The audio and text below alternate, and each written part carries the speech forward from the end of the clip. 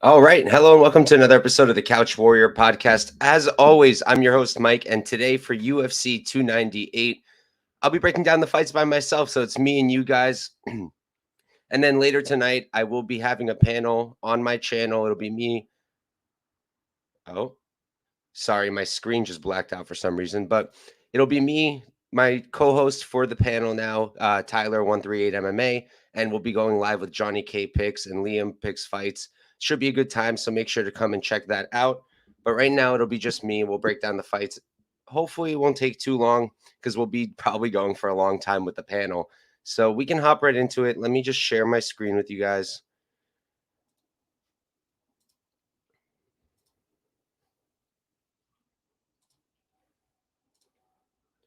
Okay.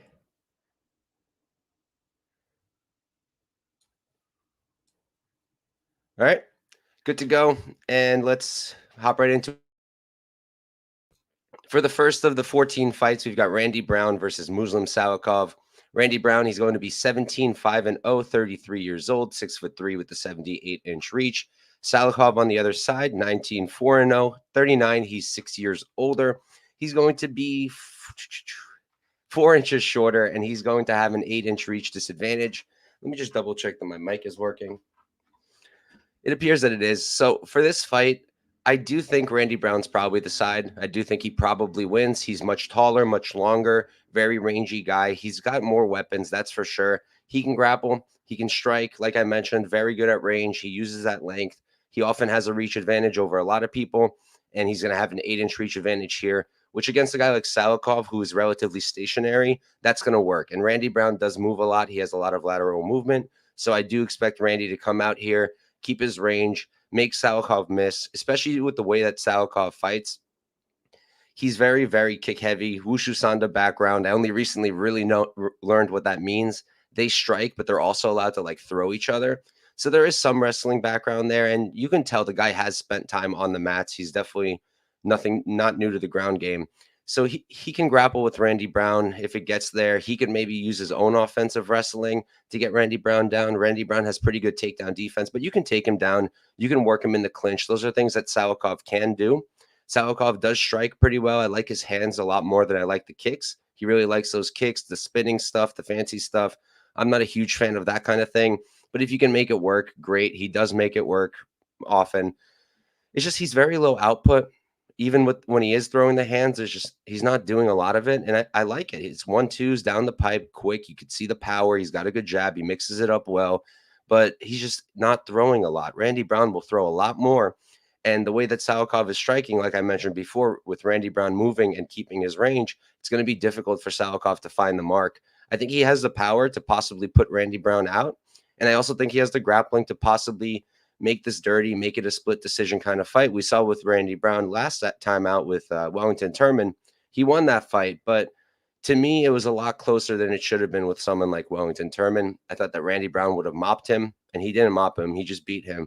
So to me, that kind of showed that if you can close the distance, land your own strikes, push him up against the cage, work him there, you can find success. So I'm not going to lie. I spent a lot of time looking at Salikhov plus 230, plus 220. To me, that number seems off. But at the same time, I'm not running to the window to go put money on a guy who's going to throw 40 strikes the whole fight, and only like 15 of those are going to be hands. And against a guy who's younger, taller, longer, and just does more and has more weapons to use, more to offer. He does have the grappling, like I mentioned, Randy Brown, and nice back takes, good jiu-jitsu. But I have a hard time seeing him submit Salikhov. I think that if Randy Brown wins this, it's going to be by decision. I think if Salikhov wins this, it's more than likely that he knocks out Brown. But I'm going to lean with Randy Brown winning a decision here, and I'm going to move on to the next fight.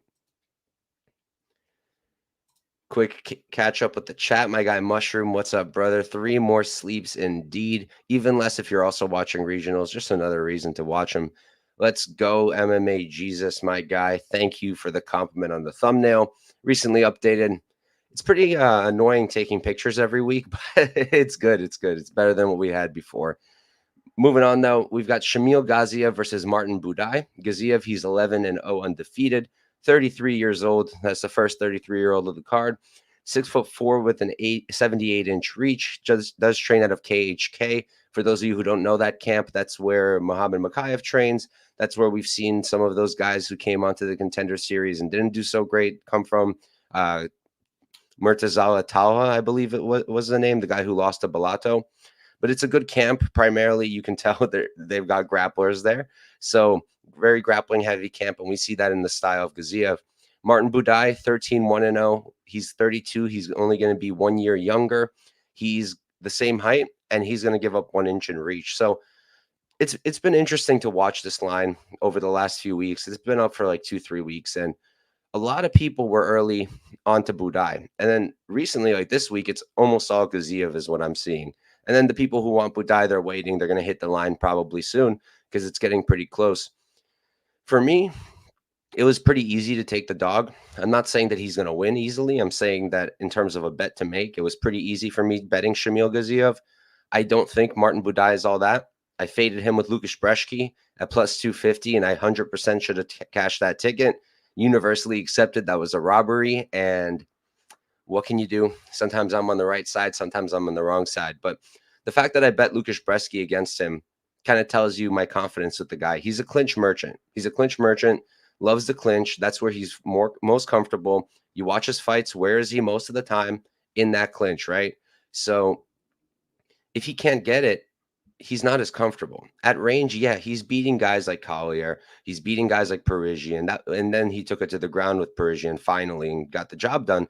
But we were all yelling that entire pre-fight week that if Buday just grapples with Parisian, who has terrible grappling, he will win. But this isn't a guy with terrible grappling. And this isn't a guy that he's just going to mop on the feet either. Shamil Gaziev has also very solid striking. To me, they actually look very similar in the ways that they strike.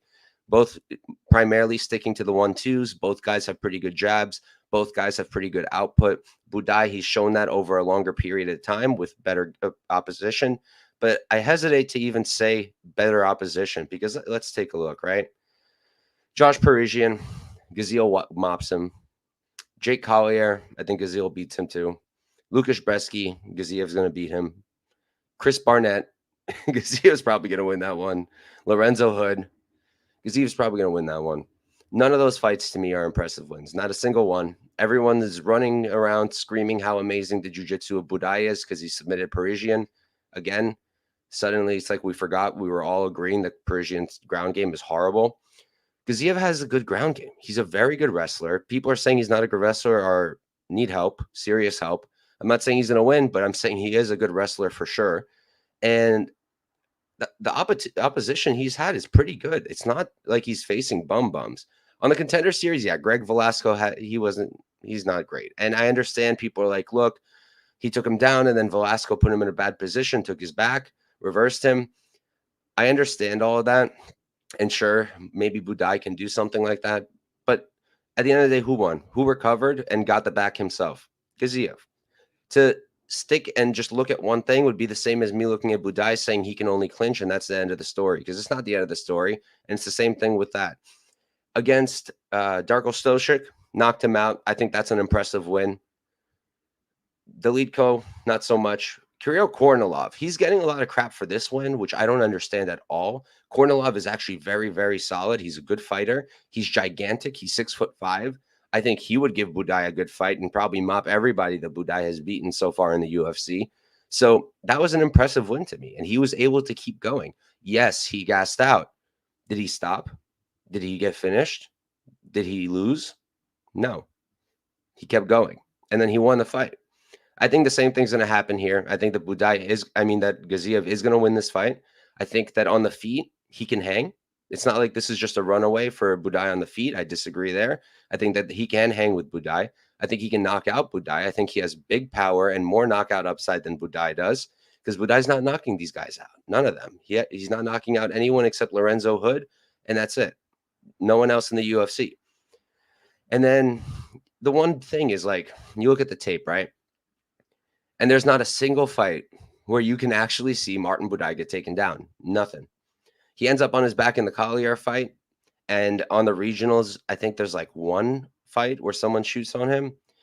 But we're working with so little information on his takedown defense. So if you're backing Buday, you're banking on him being able to defend the takedowns. But you don't know. You could say the same thing for someone backing Gaziev. You're banking on Gaziev taking him down. But the thing is, I think that Gaziev can knock him out on the feet too. So I do think he's going to get Buday down. Buday, he hasn't fought a single wrestler like Gaziev. Not one. Not even close. And I just think it's going to be too much for him. I don't think that Buday is going to offer too much off his back. He can try that Kimura, sure. I don't know how that's going to work out for him. And I just think that sooner or later, Gaziev's either going to TKO him with ground and pound or he's going to submit him. So I played Gaziev at plus 130 for 1 unit. And I did play his submission at plus 900 for 0.2 units to win 1.8 as well. TKO can happen, but I felt like the price was more off for the sub than for the TKO. Let me catch up with the chat real quick. Once again, my guy CT here for the Paddy breakdown. I don't even think it's going to be that exciting, honestly, brother. Unfortunately, my guy Tony. But you guys see his iguana? He's walking around with an iguana now. Maybe that's what he needed to turn his career around. Thoughts on Wonder Boy being a massive dog? You're going to have to stick with us, Sean, and wait till I get there. Contender fate has been strong this year, indeed, because unfortunately the Contender Series signings haven't been all that recently. And that's fair. More UFC experience. But again, I rank Kirill Kornilov over any guy that Buday has fought in the UFC, so it doesn't mean a ton to me. Like how when Gaziev has top control, uses his hands to control his opponent's hips, legs. Absolutely. That's what I'm saying. The guy is clearly a good wrestler, and I don't know how anyone can say otherwise. Sure, he can mess up on the ground sometimes, but at the end of the day, his offensive wrestling is high level. So give me Gaziev, and we can move on. Next up, we've got Andre Fili versus Lucas Almeida. Fili, he's 22, 10-0, 33 years old. Second 33-year-old. 5'11" with a 74-inch reach. Almeida, 14, 2-0. He's 32, so he's 1 year younger. Same height. He's going to be at a 3-inch reach disadvantage here. This is a good fight. This is a really solid fight, and I'm going to pick Almeida, but I can't get to the bet. I would need better odds just because the hole is there. The grappling hole is there. I understand that Sabatini is a really good wrestler and a really good jiu-jitsu practitioner, so it made sense that he was able to dominate like that. But Fili can wrestle too. I know he hasn't done it a ton in his recent fights, but look at the Charles Jourdain fight, right? Where he was a little bit outmatched on the feet. Jourdain was just a little bit better, just a little bit more explosive. And Fili got, I believe, 8 takedowns there. He does wrestle when it's necessary. He has it. He's good at it. It's not forced. And his striking is good too. He's got power. He knocked down Nathaniel Wood. I know that Wood is undersized for 145, but he did knock him down. Also got knocked down himself, which lends itself to Almeida winning. But it's just worth saying that Fili has his own power too. He is still a good striker. The chin does seem to be dropping a little bit. You're getting dropped by a 35er in Nathaniel Wood. Got knocked out by Brito, which isn't too embarrassing. Brito can bang, but so can Almeida. I would say Almeida hits just as hard as Brito, if not harder. He's a big, big dude.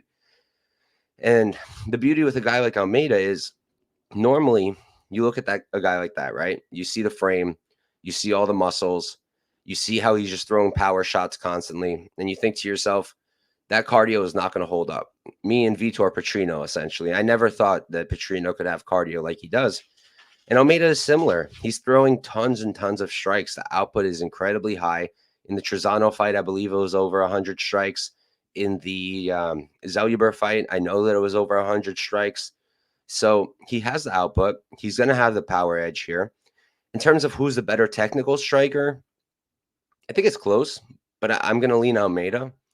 The main problem, like I mentioned, is just that grappling. Is Fili going to come out here and shoot? If he isn't, I would be all over Almeida. If he is, I'm hesitant. I think that the guys who got decision no action at minus 125 made a good bet. I think that Andre Fili, if he wins, more than likely he is winning by decision. And if Almeida wins, more than likely it's inside the distance. But the thing is, like, Almeida can also win a decision here. He can outwork Fili. Knock him down in one round, that's a round banked. Land the more significant shots, that's a round banked. And like I mentioned, he's not a guy who's low output, so he can win minutes on the feet too, just striking. So I'm going to pick Almeida. I want to bet him, I do, but I'm just worried that I'm gonna play him. He's gonna look fantastic on the feet, maybe even hurt Fili, but then once he gets taken down, he won't have anything to offer. So I'm gonna have to gonna check it out a little bit more. You might end up seeing me on Almeida by the end of the week. Make sure you're following me on Twitter, as always, at Couch Warrior Pod. That's where I'm gonna post these plays. My Discord, the plays go there first. It's absolutely free. Links in the description. Hop in and check that out. We also talk fights in there, so if you just want to talk fights with people, it's a good place to do it, and it's free, so why not? So check that out, and if I do play Almeida, it'll be up there first, and then it'll be up on Twitter shortly after. I'm just torn. I'm very torn about the grappling. Maybe tonight at the panel, I'll pick the guys' heads about it a little bit, and then we'll see what happens. But we can move on in the meantime. Catching up real quick.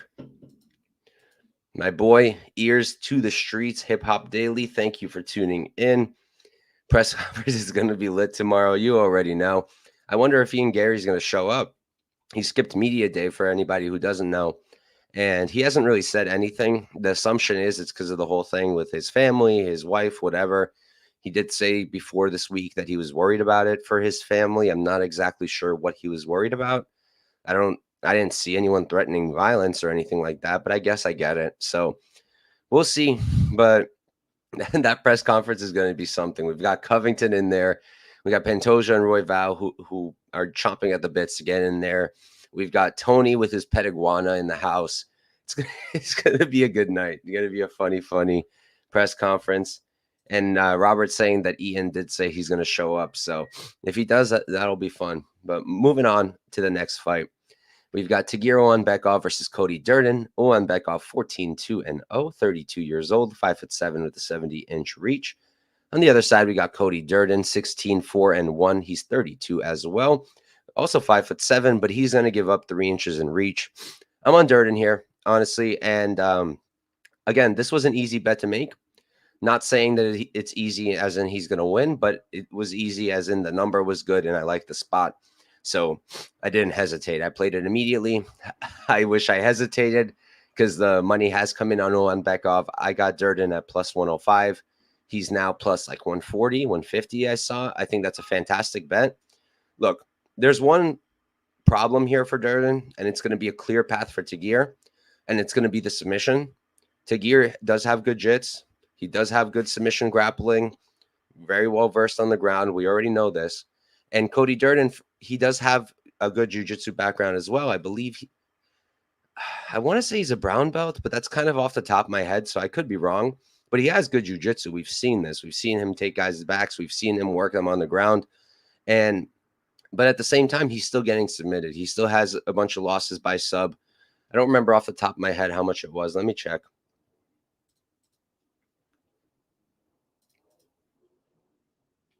Yeah, he's been submitted 3 times. I know Jimmy Flick was one of those. So that's open for Tagir, especially because Cody's going to shoot and shoot and shoot and shoot. He's one of those guys, right, who's just going to keep shooting the entire fight. That means his head's going to be out there and his neck's going to be out there, and Tagir could hit a front choke. Tagir's probably a little bit more of a technical striker, technique-wise. If we're just rating technique, Tagir's probably a little bit cleaner. But who's going to throw more? Durden. Who's going to be in his face the entire time? Durden. Who will not gas? Durden. Who's going to fight for your money and won't flake? Durden. That's all I need. That's all I need. I know that Durden is going to come out here. On the feet, it'll be close. Tagir will land cleaner. Durden will land more, I think. And then early on, it'll probably be a little bit hard for Durden to get the takedowns. Tagir is a good wrestler, great takedown defense. But I think that the more Durden goes, the more Durden works him. I think he's going to break him. And I think he's going to get either finish him late or win a decision. I've been riding this Durden money train. I mean, he's been an underdog constantly. Hadley, he was the dog, cashed that ticket for me. Charles Johnson, I don't remember if he was the dog or not, but he cashed that ticket for me. Carlos Moda, I actually think I tried to fade him there. Proved me wrong. And JP Buys, I don't remember what I did with that fight. But yeah, I'm going to pick Durden here, primarily because of the pace, the grappling upside, despite fighting a guy like Tagir. I still think that I don't want to say that the upside is with Durden in this fight, but I just think that Durden's going to get the takedowns more often and get his wrestling off more than Tagir will. So give me Cody Durden and let's move on. And yes, my brother, this card is stacked. I'm very much looking forward to this card, especially after last week's, which I thought was just lackluster overall completely. But moving on, we've got Alonzo Menifield versus Dustin Jacoby. Menifield, he's 14-3-1, 36 years old. He's 6 feet tall with a 76-inch reach. Jacoby on the other side, he's 19-7-1, 35 years old. He's 6'3", so he's 3 inches taller. Gonna have the same reach. So this is a good fight. For me, I think that Dustin Jacoby's probably going to win. I really wish that there was a playable line here. I considered Menifield at plus 230 because the dude can hit. He looked great in his last fight against Jimmy Crute. He looked okay in the first Jimmy Crute fight. And, he got those 2 dominant wins before that, but it was Serkinov and Oskar Mozarov. Mozarov, an absolute fraud. I mean, look at the record. That was not the record he had going in. It was like 24-1 or something. And then Tapology just gets all these reports that his fights are fake. And next thing you know, he's 17-13. Easy win. Can't really give too much credit. Serkinov is a good fighter, but he's a grappler and wasn't too shocking of an outcome. Jacoby's not going to be grappling. He's not Jimmy Crute. He's not Serkinov. He's a kickboxer, and he's a very good kickboxer. He's been on a decent run until those 2 losses to Mirzakhanov and who was the other one? Khalil. I thought he won the Khalil fight. I think most of us felt like he won the Khalil fight, but the Mozarov fight is fair. But at the same time, I don't know that you can take too much from it for this fight because Menifield is not a clean kickboxer. He's not a clean guy who's going to be moving in and out. He's going to be feet planted, moving forward, trying to land these big bombs with his strikes. He hits like a train. We all know this. And I do think he can put out anybody's lights, including Dustin Jacoby. So I've been looking at the KO prop at plus 395. Pretty surprised, but I guess it's not moving because everyone is just looking at the sub now, the sub prop. Because he submitted Jimmy Crute, because he submitted, who was it? Fabio Sharon, I guess. But, like, it's weird. Like, he's getting the subs on Jimmy Crute after he beat the crap out of him. And Fabio Sharon, God bless his soul, but he's not in the UFC anymore. I don't think that he's going to come out here and take Dustin down, who has great takedown defense, by the way, and great footwork. So it's hard to catch him. It's hard to find him. And I don't see him getting the sub. I think it's kind of weird. You have to take each fight as it is. And I have a hard time seeing how Menifield is going to get a submission here. I don't see it. So that tells me we're on the feet. And plus 395 on a Alonzo Menifield knockout prop. That's pretty tempting. Same time, though, do I want to just throw my money in the fire? I don't know. Because Dustin Jacoby, like I mentioned, a lot of lateral footwork. He's very good at avoiding shots. He's already fought plenty of hard hitters. Nchukwu, he's gigantic. Don Jung hits very hard. Maybe Menifield might have more raw power than those guys, but we're going to have to see. Those guys at least could reach Dustin Jacoby. Menifield, he's much smaller. I don't know how that he's going to have an easy time finding Jacoby and being able to catch him on his chin. So I think the most likely outcome is Jacoby outpoints him. He's got a much better output, much better at range, much cleaner. 1-2s down the pipe, great jab, good kicks, just way more clean weapons on the feet than a guy like Alonzo Menifield, who's just looking to drop you with that big strike. So for me, Dustin Jacoby's probably going to win. Not really a playable fight, unfortunately. I don't think Jacoby should be minus 300. I think that's far too wide. But at the same time, I'm not running to the window to bet Menifield right now, even though my brain's kind of telling me it might be a good bet. I think right now I'm just going to stay off of it, and we can move on. All right. Next up, we've got Casey O'Neill versus Ariane Lipski. O'Neill 9-1-0. She's 26 years old, 5'6" with a 69-inch reach. Lipski on the other side, she's 16-8-0. 29, she's 3 years older. They're going to be the same height. She's going to have a 2-inch reach disadvantage, though. So for me, interesting fight. Really interesting fight. I have been of the opinion for a long time that Lipski is a bum. She's not a bum. I was very wrong. She's not a bum. She's definitely come around. She's improved a lot. I think she's like 24 and 24 on defending takedowns in her last 3. But, you know, Kachera, Aldrich, Gatto, and Bohm, last 4. But none of those are great grapplers except for Gatto. And JJ Aldrich is a pretty good wrestler too. But Aldrich is very small. And you can tell in that fight, once Lipski was able to defend the first few, she had the read perfectly. And you'll notice she keeps her hands not up here, not down low, right around in the middle. So when they shoot, her underhooks are just there immediately, just right there. And she just scoops their arms up and moves away. Very impressive. Her takedown defense has improved big time. I still think she'll lose to people like Montana De La Rosa. I still don't think that the takedown defense is perfect, but it's definitely a lot better. Off memory, I remembered O'Neal being a great grappler, right? Great grappling, solid striking. This is just off memory. Then I taped it. She's a good grappler. She is. But here's the thing with her takedowns. Good takedowns, okay. So for a takedown, there's kind of 3 steps, right? You shoot, you wrap their legs or their leg if it's a single leg, and then you pull. What direction you pull depends if it's a double leg or a single leg. If it's a double, you're going to go forwards. You're going to pull their legs back. If it's a single, head on the outside and you're going to turn to the side. For a good takedown, a really good takedown, those 3 steps don't look like 3 steps. They look like 1 step. Explode in, arms around, and boop, pull them in on the ground. O'Neal, you can see that all 3 steps are just separate. She'll shoot, then she'll slowly wrap the legs, and then she'll wait a few seconds, and then she'll pull and get them down. Lipski, I think her takedown defense has improved to the point where she's going to defend those. I think that O'Neal's going to find it hard to take her down.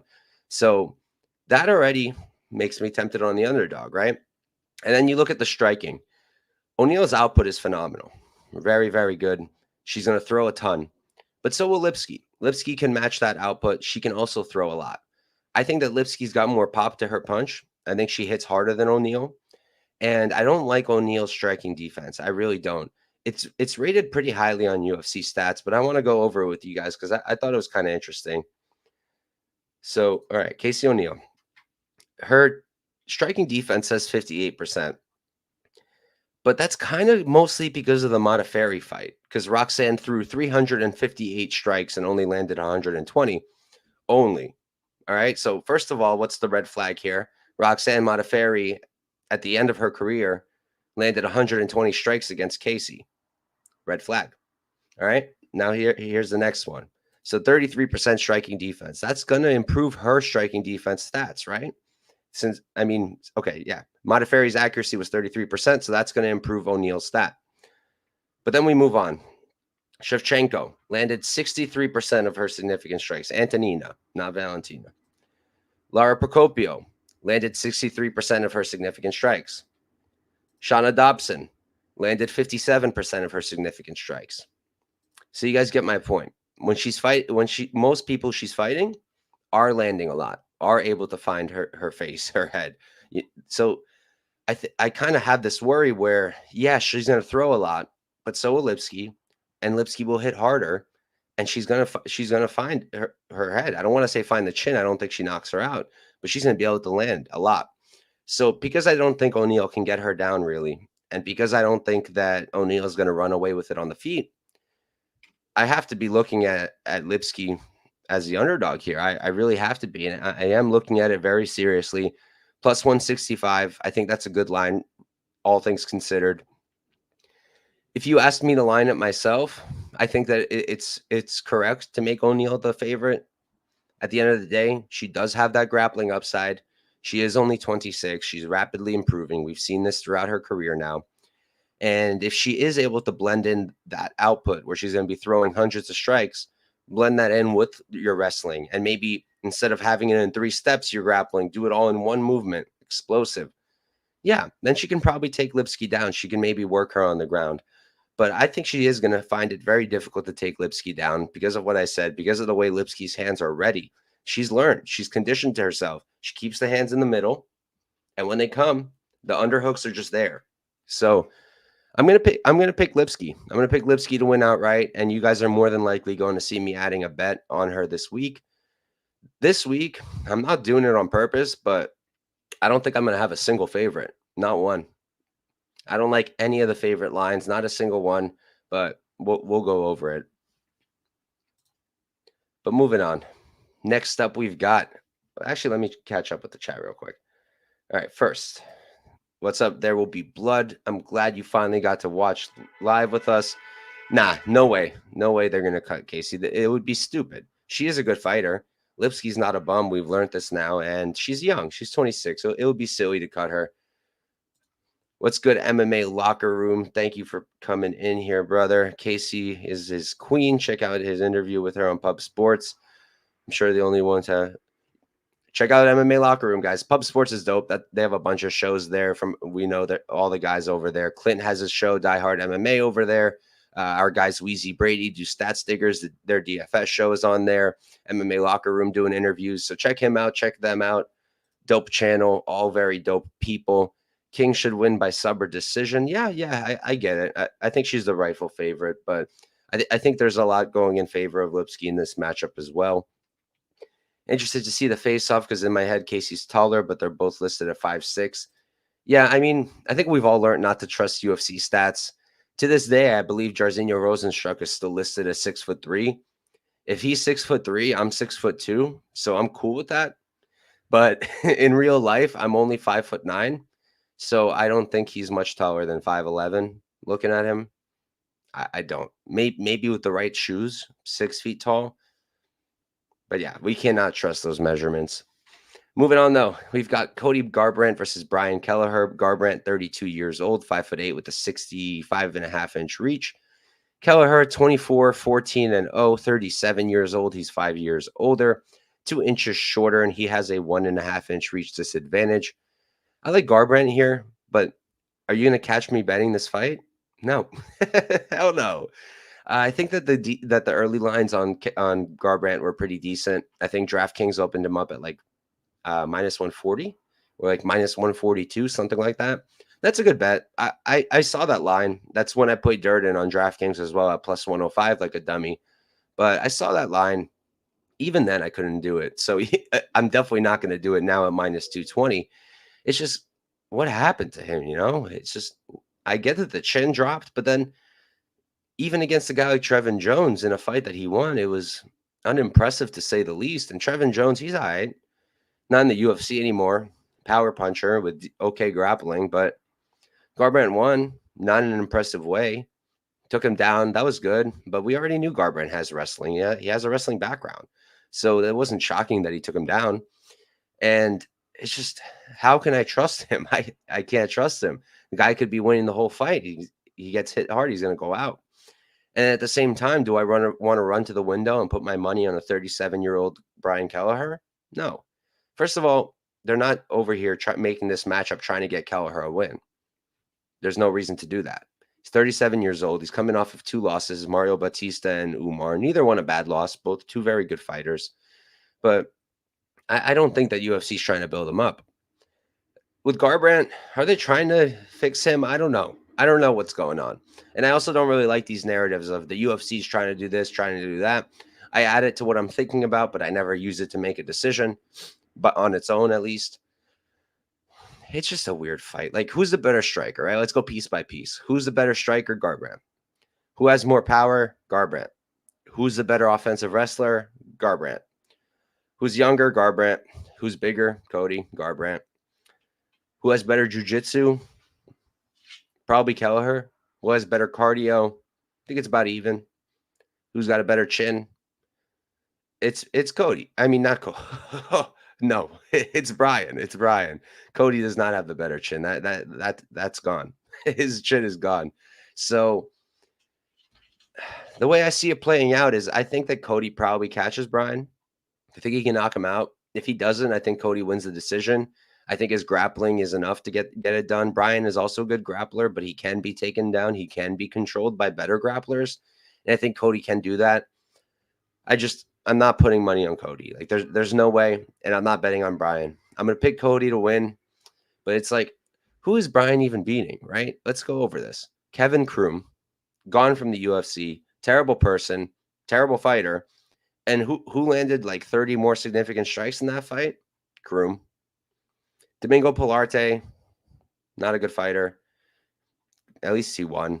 And then Ricky Simone beat him up, but that's okay. Ricky's elite. So his losses are good. His wins suck. Where do we put him at this point in his career? It's hard to tell. His striking is not bad either. I actually think on the feet it'll be interesting because I do think Kelleher is going to land his own strikes as well. I do think Kelleher can crack. He's got power. I think he has like 8 knockout wins, something like that. So I think he can catch Cody.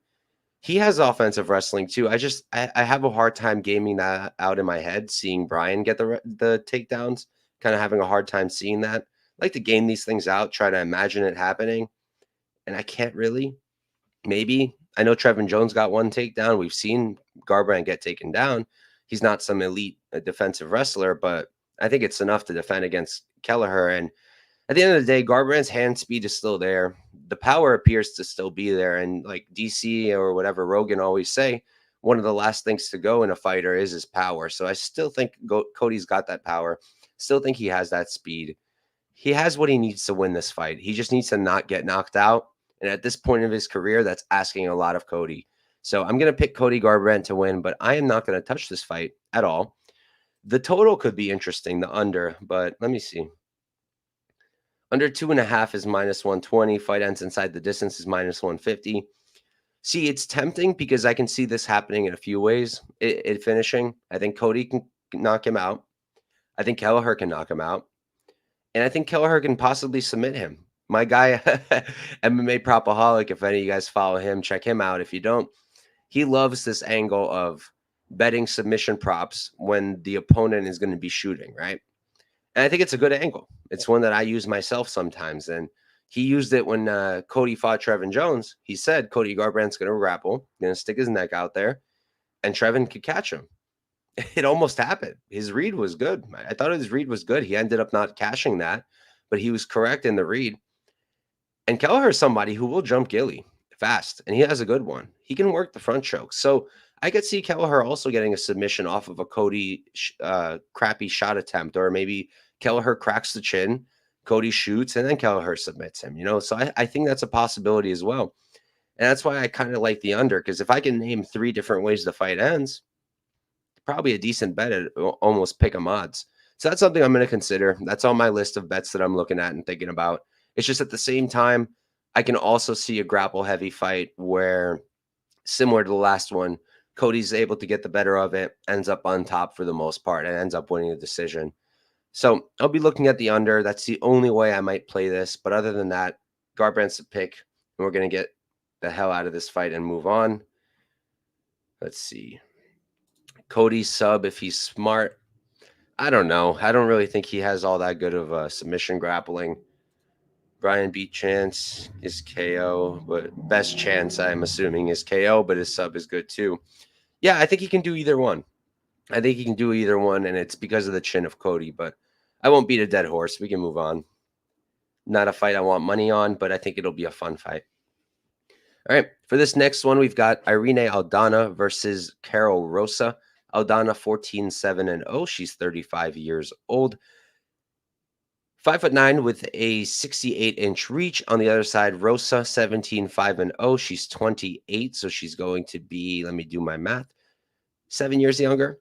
5'5", she's 3 inches shorter, and she's going to have a 1-inch reach disadvantage. So when I first saw the line and when I first taped the fight, I was able to get Karol Rosa plus 186, and I hopped on it. I jumped on it. I put a unit on it. Even now, I still think that line is off, but I'll explain everything. My angle was Irene Aldana. She's a great great boxer, and she's got some good submission grappling too. That almost armbar of Jason in their fight in the first round, that was impressive. She's got some subs, but she's mostly a boxer, right? And we have seen her taken down. Macy Chiasson was able to take her down and control her. In the second round, she beat the crap out of her on the ground. In the third round, she got the takedown before that crazy up kick to the liver that put her out. But she can be grappled, right? Aldana can be grappled. She is a boxer at the end of the day. And if you can wrestle, you can probably take her down.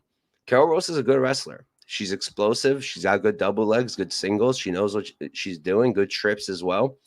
And I do think she can get takedowns. And on the striking end of it, I felt that at range, of course, Aldana's going to be better. But I felt that Rosa would close the distance. She does like to clinch quite a bit. She does also have good striking of her own. Very, very good output. She throws a lot. And she's got some pop to her punch. She's not knocking anyone out. Every single UFC fight she's had has gone to decision. And I think it's like 6 or 7 fights at this point. But she got good pop to her punch, and she can hurt her opponents. So that was my angle when I played it. And then today I was taping it again. I like to retape certain fights in particular and just get another fresh look at it. Because sometimes I'll tape a fight and I'm tired, or sometimes I'll tape a fight and I'll look away and I'll miss something, So I like to tape it again when I'm making a play, just to be sure.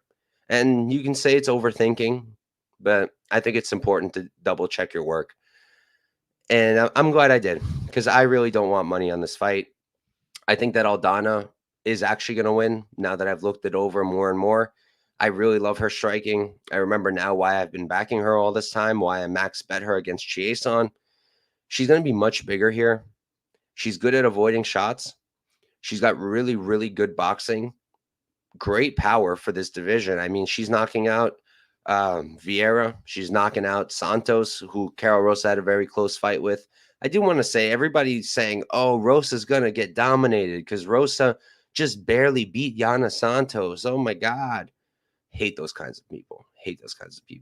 Because you just know those people aren't actually doing anything. They're not taping. They're not looking into fights. They're maybe looking at one fight saying, oh, close fight with a bad fighter. Yana Santos, first of all, she's not a bad fighter. Second of all, she's very physical. And third of all, she loves the clinch. She's a completely different fighter than Aldana. She likes to clinch up her opponents and work there, work up close. Her range striking has come around, but she's mostly still, that's her game. That's what she likes to do, is clinch.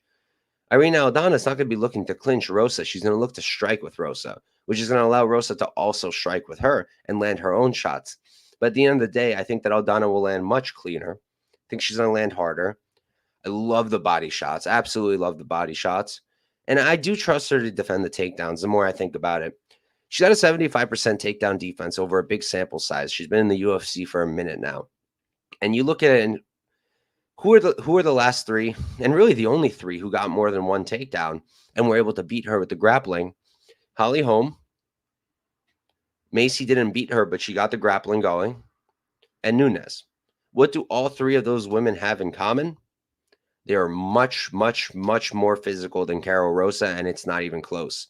Those women are much more physical. Nunes is much more physical. Macy is 5'11". The woman is a giant. And Holly Holm, we all know she's very, very physically strong, and she's able to take down a lot of women despite coming from a striking background. So can Rosa get her down? Yes. Will it be as easy as those opponents had it? No. And even those opponents, Nunes, she got almost every takedown she tried for, but that wasn't the case with Macy, and that wasn't the case with Holly either. Aldana defended a lot of the takedowns. I just think that she's going to be able to do that again. And honestly, I actually think she might knock out Rosa as the fight goes on. It's just Rosa, the biggest red flag for me, and why I had to get my money off of it, is this. You watch her fighting, and where's her chin? Like that. A woman like Aldana, the check left hook, my God, she cracks that chin up in the air. It's done. It's probably going to be over. So I like Aldana here. I think she's going to win the fight. Do I want to bet her more? No. I just wanted to hedge off. Do I want to bet Rosa's the dog? I don't. I think there's value at plus 186. And if you disagree with my points about the grappling and you think that Rosa can get the grappling going, I would urge you to play it for a unit. Then it's a good bet. I personally don't think that the wrestling's going to be working too much, so I don't want my money there. But, I don't do this show to tell you guys, here's what I'm playing. Play what I'm playing. Nah, I'm not. I'm okay. I'm a pretty good capper. This year has been horrific. I'm by no means a pro. I do this, A, to entertain you guys. Hope that helps. And second, to give you guys info, because I do spend a lot of time on this. This is my life. I've been doing it for over 3 years now. And I like to think I at least have some decent knowledge, and I can at least make some points that maybe you don't hear other places.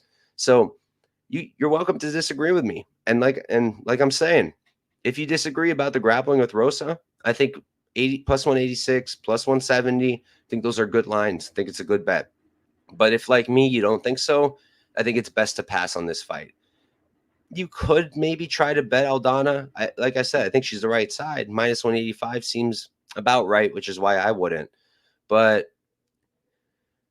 I think it's best to stay off. Aldana's going to be the pick, but we can move on. All right. Next up, we've got a fight that was put together short notice. Josh Emmett was originally supposed to fight Giga Shikadze. Now he's fighting Bryce Mitchell. So we got Josh Emmett versus Bryce Mitchell. Emmett, he's 18-4-0, 38 years old. He's 5'6" with a 70-inch reach. On the other side, Mitchell, he's 16-1-0, 29 years old. He's 9 years younger here. He's going to be 4 inches taller, and they're going to have the same reach. So for this one, I kind of wish I played Mitchell early. It opened very close. Let me tell you what it opened at. It opened at minus 185, not that close, but it shot up to minus 120 the same day. And I would have played that. I would have played that for sure. Unfortunately, I didn't get it. Now Bryce Mitchell is minus 220, minus 200. And I don't know that this is the best spot to bet. I think that Mitchell probably wins. Mitchell's much younger. He's not the one coming off of 2 rough losses. And he does always have that grappling upside, unless he's fighting someone like Topuria, right? He has very good wrestling. He's absolutely relentless with it. And when he's on the ground, the dude is very solid. You have to give him credit. He's a very, very good submission grappler against Ige. I think it was in the second round where he was about to lose the back. And the way he adjusted and sank back and was able to secure his position and stay there, thought it was very impressive. At the same time, I thought the Ige fight was a pretty good fight to look at, because I think that Ige and Emmett are very, very similar stylistically. 2 guys who are looking to stand and bang, 2 guys who hit very hard, 2 guys who have very similar ways of striking. And I just think it's a good fight to watch. And watching it, Bryce Mitchell had not much success on the feet, not at all. And when he was getting hit, you could see it on him. I mean, after I believe even in the second round already, one of his eyes was gone. It was just completely closed. And I was shocked that they still let him fight. I was glad that they still let him fight, because I had Bryce Mitchell there. But you can tell he wasn't handling the power shots well. He's not very defensively sound when he's on the feet. And his striking itself is pretty good, but I don't think it's all that. I know that he knocked down Edson Barbosa, but I think a lot of that lends itself to when you have a guy who's very grapple heavy and you're concerned about those takedowns.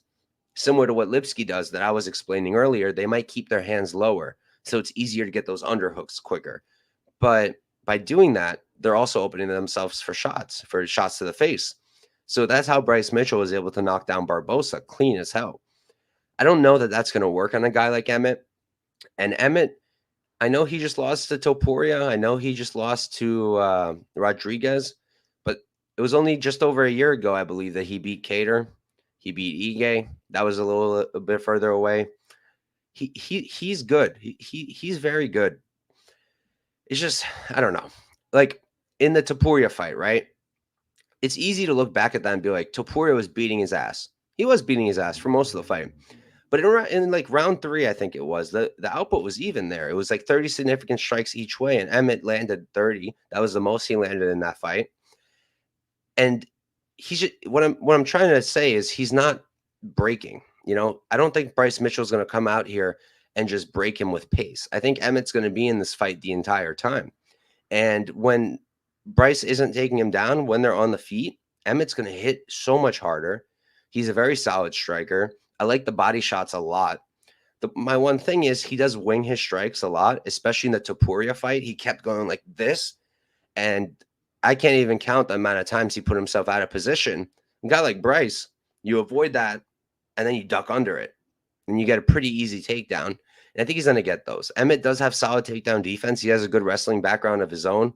It's like Justin Gaethje, where they both have good wrestling backgrounds, and every fight, people are like, this is the fight that he's going to wrestle. And then he doesn't wrestle. He did it in the Rodriguez fight, but that's it. He uses it defensively, but it's honestly not as great as I remembered it being. And I do think that if Bryce can just keep him busy enough on the feet and shoot, he'll get those takedowns. And on the ground, I do see him being able to take the back, being able to get in good positions against Josh Emmett. I'm still tempted to play Emmett at plus 195. I think that line is pretty wide. And like I said, on the feet, I think Emmett's going to hit like a train. And I think he can either put Bryce Mitchell out, or I think he can cause serious damage. If he can land on that eye like Ige did, I think he can swell it up too. Maybe even worse, because I think he hits harder than Ige. So it's a tough fight for me to really get a good read on. I would not suggest parlaying Bryce Mitchell. I think he wins, but I just don't think it's good practice to parlay him at minus 230 when you don't really think that he's going to be beating Emmett in the striking. If you do, be my guest. I don't think he will. I think Emmett is still the better striker at this point in their careers, despite being 9 years older, despite being 38. I still think he's the better striker. But I do think that grappling is going to be the equalizer and what gives Bryce Mitchell the edge here and what lets him win the fight. So I'll pick Bryce Mitchell to win. Not going to bet it myself. I know that a lot of people are on the over, like they really like the over. A lot of sharp people are on the over. But this is one of those times where I kind of feel like I have to fade them. I feel like the fight ends inside the distance is actually a pretty good bet. Because again, there's a few ways I can see this ending.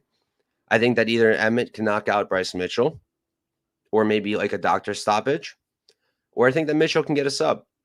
So it's pretty tempting for me to play that fight ends inside the distance. And it kind of reminds me of like when Yanez fought, what was his name? Tony Kelly. When Yanez fought Tony Kelly, everyone, a lot of the same names that I was seeing for this fight were on the over there. And they had good reasoning. But I went with the under because I just felt like the way that they strike and the way that Yanez fights, I felt that it was very unlikely that they go over. And here, I think it's a little bit closer. I don't want to say it's unlikely they go over, but I just think that there's a really good shot that we're not going to see the scorecards here, that Emmett finishes or that Bryce Mitchell finishes on the ground. So that's an interesting look and very contrarian compared to what people are playing right now. But whether I play it or not, we'll see. I'm very much looking forward to the panel tonight. I love picking brains of other sharp people. I don't like to tail people. I like to listen to what they're saying and then go and tape it myself and maybe see did I miss something that they saw. I think that's really a really good thing to do. So I want to see what the guys think, what they think of that under, but we can move on. Next up, we've got Vicente Luque versus Ian Garry. Luque, he's 22-9-1, 32 years old, 5'11" with a 76-inch reach. Garry on the other side, 13-0. He's undefeated, 26 years old.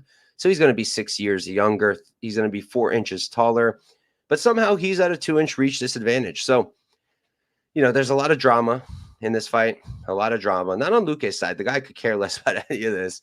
And I thought it was pretty cool today during his media day. They asked him about like Ian Garry not being there and whatnot. And he said if it's because of the thing with his family, where he said he was worried about his family, I have his back. And I respect that. I think that's legit. But with Garry, it's hard to know where his mind is at. He is so focused on all this drama. And he was very focused on the Neil Magny drama as well. And I know he beat up Neil Magny, but at the same time, he could have finished that fight like 1,020 times, and he just didn't. Maybe he wanted to put a beating on him, but I mean, I don't think there's a better way to prove a point than finish somebody, and he just didn't. So it's hard for me to really get a read of where Ian Garry's at mentally. They did train together. These are two training partners who have trained together. I heard rumors that Luque subbed him at practice, but I don't know the context there. Were they just grappling?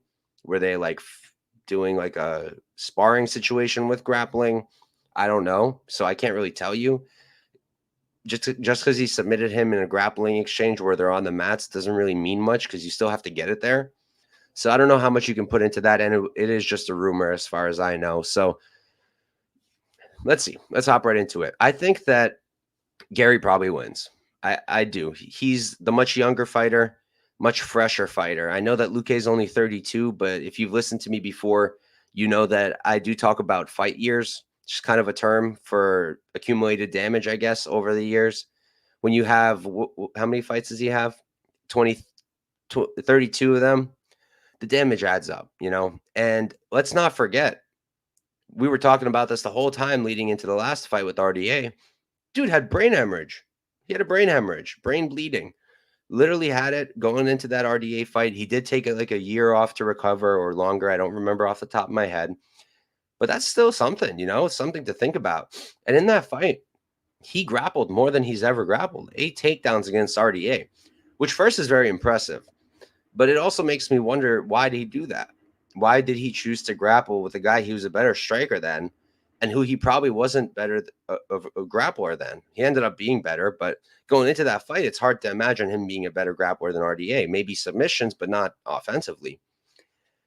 And I'm assuming he did it because he was worried about the damage to his head. If he takes too much hits, is he going to go out? Played it careful. If he plays it careful here and tries to wrestle, I think that's a path. Garry does have good takedown defense, so I don't want to say, like, if Luque wrestles, he'll win. I don't think that's a fact. But if Luque wrestles, he can make this very interesting, because on the feet, Luque is a fantastic striker. Very good output, really, really nice counters. Oh, Lord. I think my camera just went out. I don't even know if I'm still live. Let me double check this right now.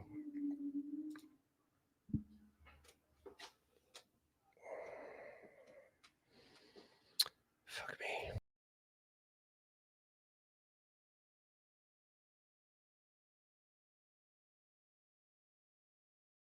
I apologize, guys. We're just having some technical difficulties with my camera right now. I'm going to deal with this right now, and we're going to get back into it. Just give me a second.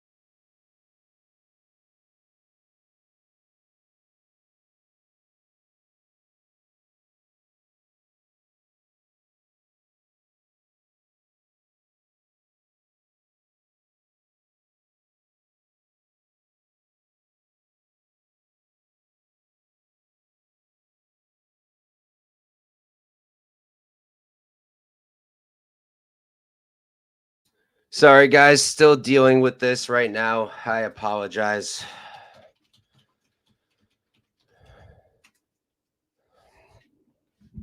Really don't want to end up doing this without audio. That would be brutal. Just not letting me change my camera settings for some reason or another. Oh, I have an idea. Okay, hold up. Thank you guys all for sticking with us. We haven't lost a single person somehow. All right, let's see.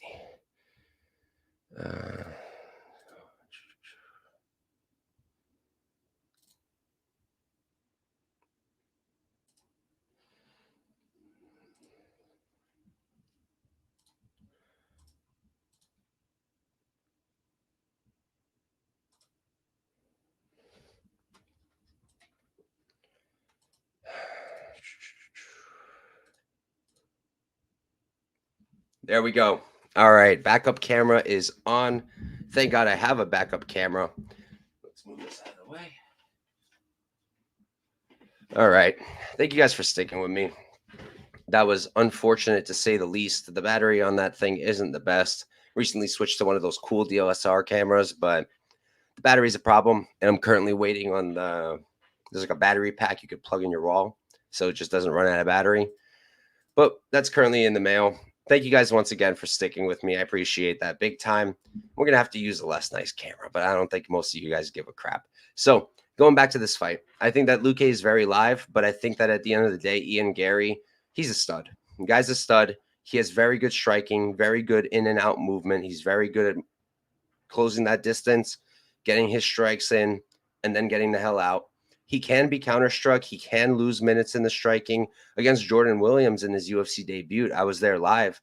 Williams was winning. He was winning that first round until he got knocked out. And that's impressive that Garry knocked him out after losing a few minutes, but something to think about. And what was the other one that I wanted to mention? The Song Kenan fight, where he got caught with that counter in the first round and got knocked down. I think that's something Luque could 100% do, and possibly do it to the point where he gets the finish, because I think that he hits harder than someone like Song Kanan. I think there's a lot of reasons to like Luque as the underdog at plus 300, because if he comes out here, he's careful. He grapples. He uses his counter striking when Ian Garry's not careful, because he can have his hands low sometimes, Ian, and that will open itself up for counters that Luque can hit. So if Luque can keep it safe, look to counter, grapple, and most importantly, I think he needs to use more output. He normally had great output throughout his whole career, but in the last fight with RDA, when they were on the feet, for some reason, he just wasn't throwing as much as he usually does. And I just don't think that's a good thing against a guy like Ian, who will throw a lot. So I do think he probably loses. I think he probably loses a decision to Garry. I can see Garry just keeping his range, circling, using those strikes, being able to outland him. But I'm not going to lie. I'm very tempted on the underdog. I'm very tempted. It has nothing to do with fading Garry and everything to do with fading a minus 400 on Garry or whatever it is. I think that plus 300 on Luque is a generous line. I don't know when else we're going to get Luque at plus 300. He's not a bum, not even close to a bum. He's a high level guy. He's a guy who has trained at Ian Garry, so he knows what he's dealing with. And he's a guy who probably has the grappling upside here and the submission upside. So I'm going to pick Garry, but don't be shocked if you see me on Luque at some point this week. I don't know if I'm going to do it. I'm in a tough position this year. I really want to end the year in a profit, and we're a few units away from that. It's been a bad year for me. You know, it was actually a good year in the beginning, but it's been a bad second half of 2023 for me. Your boy hasn't been on point. So I don't know if I want to run out here and throw away a unit on Luque at plus 300 or even a half unit, but I just think it's a good bet because I can see it. I can game out in my head. Here I can see him avoiding the striking of Ian Garry, the big shots, being able to counter and being able to grapple. I can game that out. So plus 300 is tempting, but for the purposes of this show, I'll pick Garry and we can move on.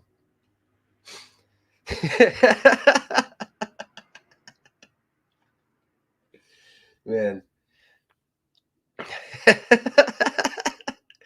If you asked me to come up with a comedy fight at 155, this might have been one of the ones I would have come up with. I think I would have come up with this one because it's so good. It's so funny. All right, we got Tony Ferguson versus Paddy Pimblay. Ferguson, he's going to be 25, 9-0. He's 39 years old, 5'11" with a 76-inch reach. Paddy on the other side, he's 23-0. He's going to be 28 years old, so he's 11 years younger. He's going to be 1 inch shorter and have a 3-inch reach disadvantage. So for me here, you know, it's hard not to pick Paddy. I hate Paddy. I don't hate him. I just don't love his personality. Not a guy who gets me excited, but I do think he's a funny dude. He does say some funny things. And you know what? I actually respect him a ton. I still think about his speech that one time about men's mental health. Really respected that one. I think he's a good dude. It's easy to get annoyed at him is I guess what I'm trying to say. And then Tony on the other side, how could you not love Tony? First of all, put spinning back fists in their place on Twitter. If you didn't see that, go check out his Twitter page and look at his replies. That was hilarious. And then he pulled up on media day with an iguana. Iguanas are dope. I always wanted an iguana. I got a dog instead, but they're pretty cool. He had his iguana with him. This is good. First of all, this press conference is going to be something else. These two, I'm so curious if they're going to be like, is there going to be like respect? Is this going to be like a respectful thing? Is this just going to be like Paddy screaming, I'm going to kill you, and Tony saying, I'm going to beat this guy and become champion? I don't know. But in terms of breaking the fight down and the actual matchup and how this will play out, Tony has had flashes of still being himself. He's had some flashes. You know, he was able to hurt Bobby. He hurt Chandler. He looked decent in, what was it? In the Chandler fight, because he did not look decent in the Nate Diaz fight. He looked awful. It looked awful there. And the Dariush Charles, you know, he got beaten, but can you blame him? I think that Charles and Dariush probably beat Paddy as well. So it's hard to tell what Tony has left other than power. He's still a good striker. He's a pretty good striker. He's very unorthodox, so it's hard to know what's coming next from him. You know, he loves his funky movements, his knee slides, his throwing sand. I love the sand throwing. I hope he goes back to the well with that one. Maybe it'll help him win the fight. But his offensive wrestling has lost its explosiveness. He's not as explosive as he once was. He's not as good of a wrestler as he once was. The technique doesn't really fade away. He still has it. It's just it's not as explosive anymore. And I have a hard time seeing him coming out here and D1 wrestling Paddy Pimblay and just taking him down easy. And on the feet, he's extremely hittable these days. He kind of always has been very hittable.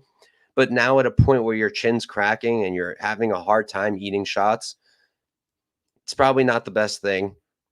And Paddy, God bless his soul, he definitely lost that Jared Gordon fight. We all got robbed. And I'm not going to lie, that clip of Dana White looking at I believe it was the Nelk boys. I can't keep up with the people who back these people, but he was looking at them and he was just, the decisions being read, and he's just like nodding. He's like, it's all good. It's all good. Just nodding his head. And then when it's announced, he's like, yeah. It was pretty sus. Pretty damn sus, combined with the fact that it was probably a robbery. But at the end of the day, he won. Jared Gordon's very solid still, even at this point in his career. Just got a knockout win not too long ago against Mark Madsen. The thing with Paddy is he's a pretty good striker. He's very hittable himself, so I wouldn't be completely shocked if Tony caught him on the chin. That's a possibility, definitely something that can happen. But his own striking is pretty good, very explosive striking. It's not high-level technique by any means, but it's straight. 1-2s down the pipe, clean. There's definitely power behind it. That knockout of Vendramini was very, very solid. That was a clean knockout. And Vendramini is a good fighter. He's a good fighter. I think he could have been not cut from the UFC and stuck around and been competitive with a lot of guys. That was a clean knockout. And Paddy's a really good grappler. His wrestling's pretty good. It should be more than enough to take down Tony at this point in his career. He's got great back takes, great transitions on the ground. And I think it's sooner or later, Paddy's going to submit Tony. Bobby Green did it. I know that Tony was gassing towards the end of the fight, but Paddy can put on a pace. He can tire Tony. He can do a similar thing and get a late submission. I wouldn't be shocked if he also caught him on the feet, hit him with a really hard shot, and put Tony away. At this point, that legendary chin of Tony is long gone, if you ask me. So for me, Paddy's the obvious side here. Don't really want to parlay him or anything like that. So what I did was I just bet him inside the distance plus 100. I thought that was a really solid spot. You're telling me there's a 50% chance Paddy puts him away? I think you're wrong. I think it's higher. Paddy's explosive, high-paced, young still. He's still got that fire going, still chasing championship status. I mean, Tony still says he wants to be champion too, but I want to be rich and famous, but it's going to take some work. So I don't think Tony will ever be champion again, very unfortunately. And, I mean, he never was the undisputed champ, just interim. So, yeah, I think Paddy's going to finish him sooner or later. I think it's going to happen on the ground, but I do think it can happen on the feet too. I wouldn't be shocked. He's a decent parlay piece at no, not anymore. Minus 320. I don't think you should touch it. It was like minus 280 or something. That was parlayable, but I wouldn't do it at this point. Moving on, we've got Shavkat Rakhmonov versus Stephen Thompson. Shavkat is 17-0 undefeated. He's 29 years old, 6'1" at the 77-inch reach. On the other side, Stephen Thompson, 17-6-1. He's 40 years old at this point, so he's 11 years older. Going to be 1 inch shorter and be at a 2-inch reach disadvantage. Look, I mean, this is a setup fight. We all know this. You don't need me to come in here and give you a technical breakdown on the fight. Shavkat Rakhmonov is an absolute stud. Yes, he had a close fight with Jeff Neal, but the stylistic matchups are what you have to pay attention to always. MMA math doesn't work, just doesn't. Shavkat is a really good wrestler, and he's also a really good striker. Jeff Neal, he's a very solid wrestler and has very good takedown defense. So him keeping it on the feet against Shavkat, while extremely impressive, wasn't extremely surprising. It wasn't something like, holy crap, he can defend takedowns. Thompson, on the other side, he has a hard time with takedowns. Against guys who will push a grappling heavy pace, Gilbert Burns, Bilal Muhammad, he can get taken down. He can get beaten on the ground. And then Kevin Holland took him down pretty damn easy too, but is an absolute dummy and decided, you know what, we have this gentleman's agreement. We're going to stand and bang. I don't want to wrestle. Lets him back up. Shavkat's not stupid. He's not going to do that. If Shavkat gets the takedown, he's going to finish him on the ground. If he doesn't, he'll fight him on the feet. And while Thompson is a fantastic striker, one of the best to do it, I mean, fantastic striking, great distance management, good hand speed, good power. At this point of his career, I think Shavkat's going to be just a little bit better. I think he's going to land the more significant strikes. I think he's going to hit much harder. I think the knockout upside is with Shavkat. I think the submission upside is with Shavkat. Decision, if it gets there, is with Shavkat. I love Shavkat here. You could parlay him. I did in one of them. He's the first parlay leg for, and the next leg I'll talk about in a second. But, you know, it also doesn't add a ton to your parlays to parlay a minus 650, a minus 700. So I just wouldn't do it too much. Injuries happen, banana peel slips, crazy things happen. Just not worth it. But I think that Shavkat's going to dominate here. Probably look minus 1,000. And we can move on. All right, next up, we've got Alexander Pantoja versus Brandon Royval, the rematch. Pantoja, 26-5-0, 33 years old, third 33-year-old. 5'5" with a 68-inch reach. Royval, 15-6-0. He's 2 years younger at 31, 4 inches taller at 5'9", and he's going to have a 2-inch reach advantage. So this is their second fight. In the first one, it was very dope fight. First round, close-ish, but Pantoja clearly took that round, found more success on the feet than Royval, was able to control him on the ground, was able to put him in bad positions. And then in the start of the second round, you could notice Pantoja was starting to fade a little bit. And Royval, he does not fade. Dude doesn't fade. He brings this insane pace, and he will make it difficult for you to even find a second to breathe, to just be like, he won't give it to you. He's going to keep bringing it. And you can see it was wearing on Pantoja a little bit. Pantoja was able to get it to the ground. He was able to survive the scramble and take the back, which was super clean, and ultimately able to find that submission. And, you know, that's kind of Pantoja's thing. He's such a good grappler. He's a phenomenal grappler once he's already on the ground. The jiu-jitsu is so high level. You look at the Oscar Oskarov fight, people have been passing around that clip all week. I would play it for you guys, but the last time I played a clip on my podcast, they clipped me for copyright. So I don't know if I want to do that. But it was such a clean transition, the way that, like, Oskarov was, like, on top, and Pantoja came out from underneath, from the bottom, pulled himself up, and took the back. That's a hard thing to do against anybody. It's an even harder thing to do against a wrestler like Oscar Oskarov. And the way he was able to do that was just super impressive. And it's almost every fight. You know, he's getting the takedowns, he's taking the back. His jiu-jitsu is elite. His striking is very solid. The main problem with me with the cardio is the cardio for Pantoja. But at the same time, it held up in the Moreno fight for 5 rounds. It was an awesome fight, really good fight, close fight. I think Pantoja rightfully won that one. I wouldn't have thought that it was a split. I thought it was a clear win for Pantoja. But it did show me not to be too concerned about the cardio. That said, no one pushes a pace like Brandon Royval that Pantoja has fought other than Brandon Royval. And he can finish Pantoja too. From what I saw in that second round with Pantoja tiring out, had Pantoja not taken it down, I think Royval might have finished him on the feet. He's a pretty good striker. He's more of a grappler too, more of a jiu-jitsu guy. That was kind of his thing. But his striking is improving. I can't even say he's very young. He's 2 years younger. But he was young. He was improving with the striking. Very explosive, nice knees and elbows. He's very creative. He's got a lot of different weapons, very unique style to it. He can definitely hurt Pantoja. He can catch him. As Pantoja gets tired, I wouldn't be shocked if Royval took over. I think it's a possibility. But at the end of the day, me personally, I think that Pantoja is going to win. I think that his wrestling is just too much. I think that his jiu-jitsu is just too much. He's kind of the perfect matchup to beat a guy like Royval because he has the jiu-jitsu to defend on the ground and to get his own offensive grappling going, his own submissions going. So for me, it still has to be Pantoja as the pick. But at the same time, do I want to play him at minus 190 when I know that he can gas? And I know that Royval in that second round was the one finding a lot of success, and it almost seemed like he was breaking Pantoja. No, I can't really do that. Instead, I went with the under. I parlayed the under 3.5. It was minus 250 on Bet365. I parlayed that together with Shavkat. It came out to like minus 156 or minus 158.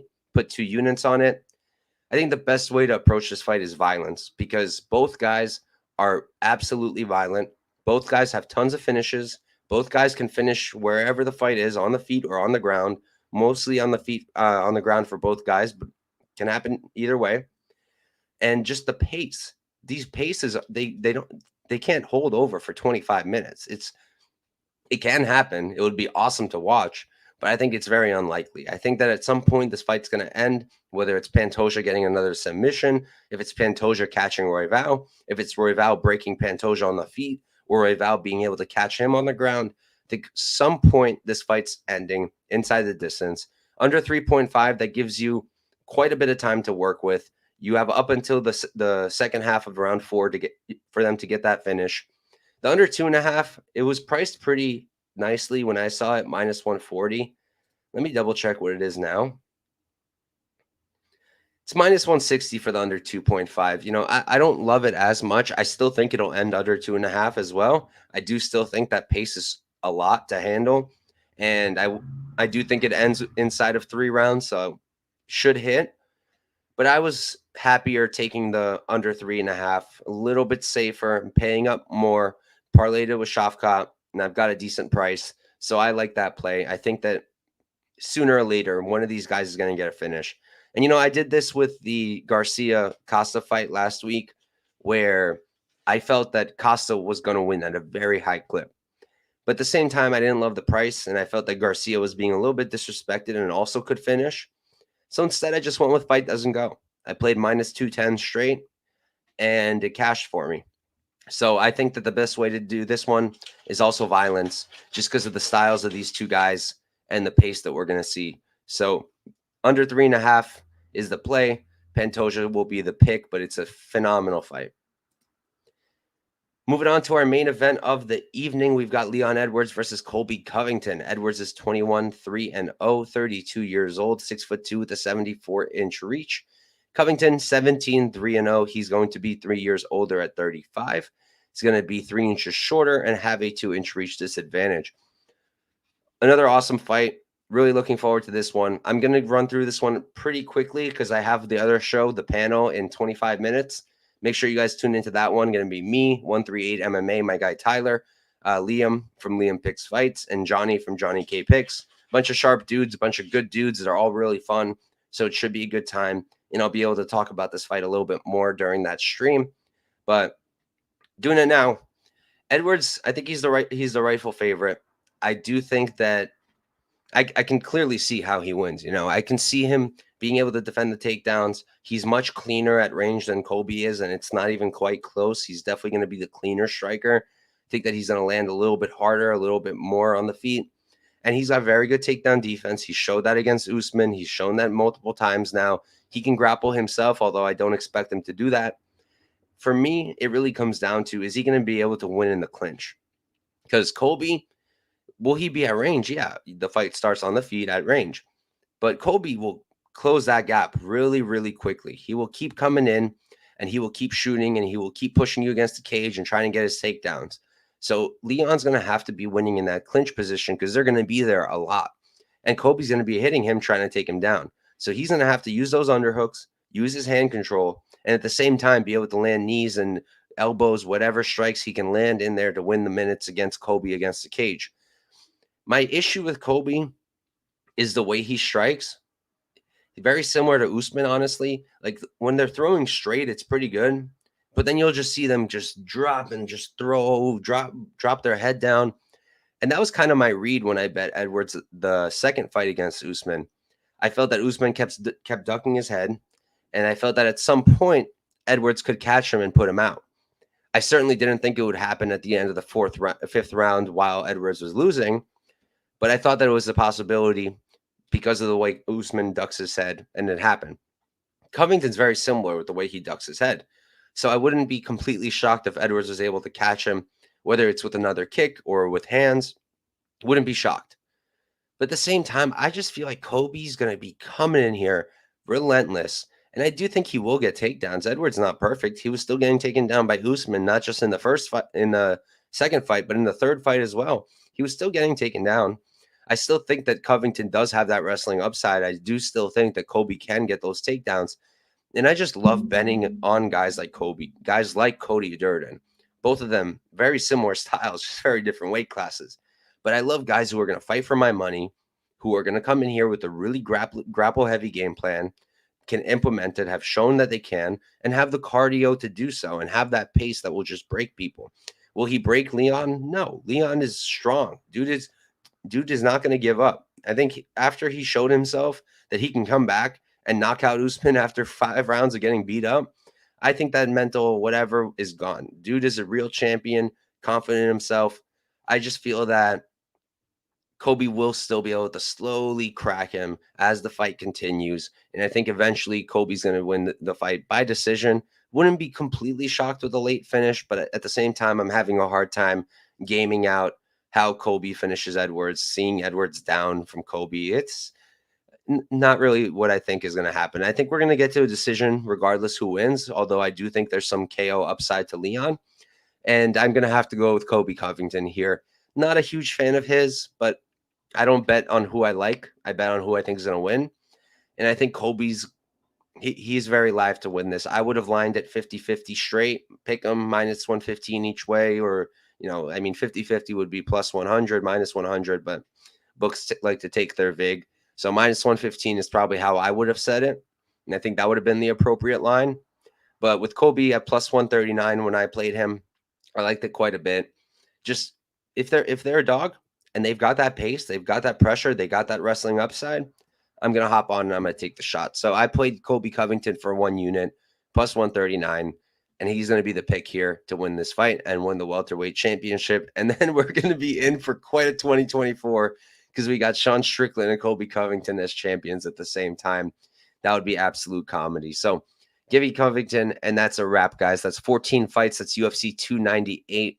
Thank you all for sticking with me. Or no, I keep saying 98. This is 96, right? Yeah, this is 96. UFC 296. Thanks for sticking with me despite the camera issues halfway through the show. That was stressful, but we got through it. So I'll run through my picks. I'll run through my plays, and then we'll get out of here. I have that other show that I was talking about, and you guys should tune in and check out the panel. Let me just run through everything. So first, let's do the picks. Let me pull this up. These are picks. These are not bets. These are just who I think will win. Randy Brown, Shamil Gaziev.